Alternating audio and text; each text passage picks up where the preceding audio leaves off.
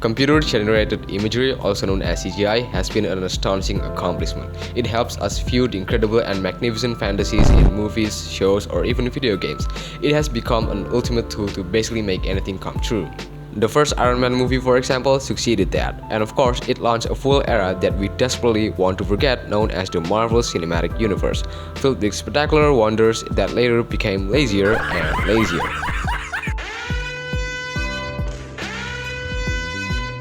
Well, this is what most people claim, and even though yes, I acknowledge the fact that CGIs these days, especially in the MCU, are pretty beyond realistic, including the storyline itself. But anyway, bad CGs are a trend in the MCU, we got that. But it still leaves a huge unmarked grave that I'll be covering today. Anyway, so what makes these CGs bad? Well, I did come with my own conclusion, but I also did one simple search on Google just to make sure that I know what I'm talking about, unlike last time. Everything is and I found this Geeky chat on Quora. Now if you don't know what Quora is, it's basically like Reddit, but it's available in Indonesia. Don't ask why Reddit got banned here. This guy put out this 4-paragraph extensive answer. I'll be pointing just 2 bits that are necessary, but if you'd like to read the whole thing, then I'll leave the link in the description below. So the first point goes as follows. Artists make a creation within a live action scene. This forces the audience to make the adjustment in their minds that the live action and CGI are within the same moment. The best production designers know that one of the fundamentals of your world is that it looks lived in.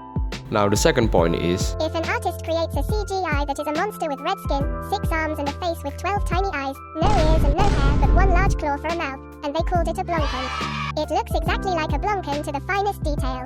There are no mistakes, no issues, it is what it is, because they say it is.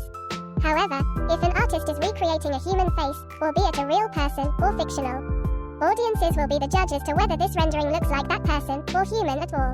So creating a CGI is already a problem because you'd have to make it as realistic as possible, which is a hard thing to do, especially when you have no exact reference to your creation.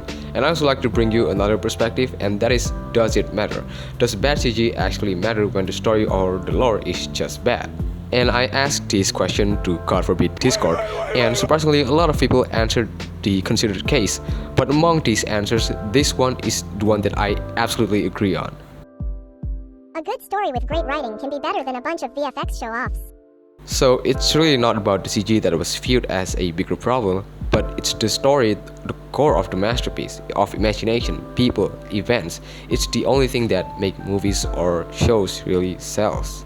So going back to the actual topic, even if you think you have the right to berate a CGI that looks really bad for you, just remember the creation that you hate is another man's hard work.